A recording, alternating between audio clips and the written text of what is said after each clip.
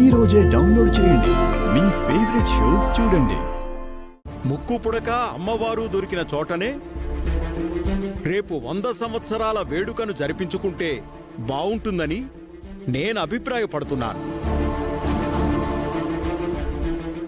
గ్రామస్తుల అందరి సమక్షంలో ముక్కు పుడకకు పూజను జరుపుకుందామని అనుకుంటున్నాను.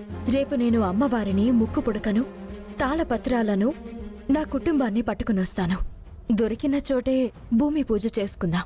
అటువంటి పూజ చేస్తే ఊరికి పట్టిన పీడ తొందరగా వదిలిపోతుందంటారా? అమ్మవారు మన మీద దయ తలచి ఆ కీడుతో పోరాడి దాని పీడను వదిలిస్తుంది.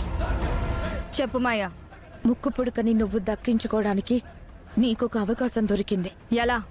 ముక్కు పుడక ఏ చోటైతే దొరికిందో ఆ చోటున రేపు 100 సంవత్సరాల వేడుకను ఘనంగా చేయబోతున్నారు. ఏదో విధంగా దాన్ని సొంతం చేసుకుంటాను. ఆ తర్వాత అర్చనను తెచ్చి అక్షయగా మార్చి బలి తీసుకుని నా రూపం మార్చుకుంటాను.